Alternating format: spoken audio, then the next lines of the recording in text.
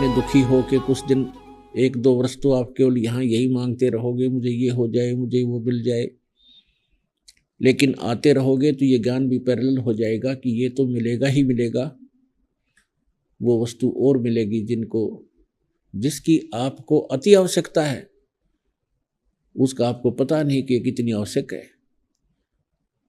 हम आपको यहाँ बुलाते हैं, इसलिए बुलाते हैं कि एक तो सत्संग में आने से पुण्य बहुत होते हैं। इतने समय तो आप पापों से बचते हो, आप घर पे रहते हो, व्यवसाय में जाते हो, कोई रोजगार करता है किसी भी प्रकार का, ना जाने कितने पाप दिन रात करते रहते हो एक रोटी के लिए ही। और जब आप इधर आने की सोचना प्रारंभ कर देते हो, उसी समय आपके पुण्य प्रारंभ हो जाते, उसी समय आपके पुण्य प्रारंभ हो जाते हैं, भगवान की चिंतन शुरू हो जाता है।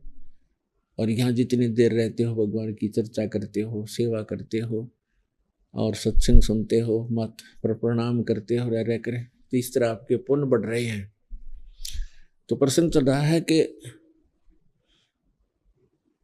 17वें अध्याय के 23वें श्लोक में उस परमात्मा के पाणी के 3 मंत्र का निर्देश है। ओम तत्सत। ओम और तत् मिलकर ये सतनाम बनता है। तत् सांकेतिक है। ये 2 मंत्र का जाप है, 2 अक्षर का, और इसको श्वास उश्वास से जाप किया जाता है।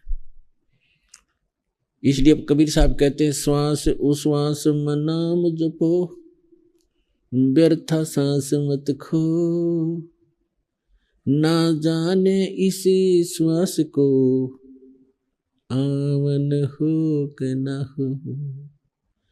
श्वासा पारस भेद हमारा, जो खो जैसो उतरे पारा। श्वासा पारस आज निशानी, जो खो जैसो होए दरबानी। हरदम नाम सुहंगम सोई, आवागमन बोर न होई। तो ये सांस का सिमरन है। कबीर साहब कहते हैं, कहता हूँ कहीं जात हूँ और कहूँ बजा के ढोल, और श्वास जो खाली जात है, ये 3 लोक का बोल। यानी श्वास से जो किया जाता है सिमरन, उसका बहुत पुण्य है, ज्यादा लाभ मिलता है। जैसे एक तो हम ये बंदूक की गोली को हाथ से मारें तो कंकर पत्थर जितना ही काम करेगी, और उसका विधि है, उसको गन के अंदर डालकर फिर चलाएंगे तो वो अपना फुल काम करेगी। हिंसक से हिंसक जानवर जो कितना भयंकर हो, मजबूत हो, उसको भी मार डालेगी। तो इसलिए जो मंत्र आप वैसे जाप करते हो, उससे इतना लाभ नहीं होता जितना कि श्वास उश्वास से करने से उसका वास्तविक लाभ प्राप्त होता है। अब जो प्रसंग चल रहा है, गीता अध्याय नंबर 8 के श्लोक नंबर 5 और 7 में गीता ज्ञानदाता, और 13 में 8 के 13 में अपना ओम मंत्र बताता है। ओम मंत्र से मिलने वाला लाभ तभी प्राप्त होगा जब अंतिम सांस तक इस ओम नाम का जाप करते रहोगे। ब्रह्मलोक मिलता है, ब्रह्मलोक में गए हुए प्राणी भी जन्म मृत्यु में ही रहते हैं। ये वो स्थान प्राप्त नहीं करा सकता जहाँ जाने के बाद साधक फिर लौटकर संसार में नहीं आते, अर्थात वो पूर्ण मुक्त है, मोक्ष है। उस पूर्ण मोक्ष के लिए बताया है कि 8वें अध्याय के 8, 9, 10 श्लोक में स्पष्ट करता है गीता ज्ञानदाता कि उस परम अक्षर ब्रह्म की भक्ति जो करता है, और भक्ति की शक्ति के बल से, भक्ति की शक्ति के यानी योग के बल से, योग माने भक्ति साधना, उस सिमरन की साधना की शक्ति से साधक अंत समय में जब शरीर छूटेगा, उसका सिमरन करता हुआ जाता है तो उस परमात्मा को प्राप्त हो जाता है।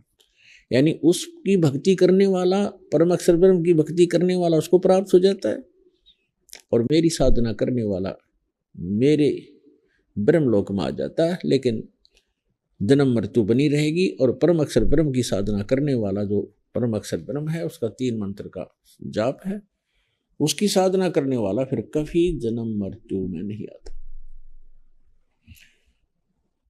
तो पुण्यात्मा, वो वास्तव में अविनाशी परमात्मा है, और उस अविनाशी स्थान पर रहता है, जहां पर आप पहले रहा करते थे। गीता के यथार्थ विश्लेषण की जानकारी के लिए पढ़ें पुस्तक गीता तेरा ज्ञानामृत।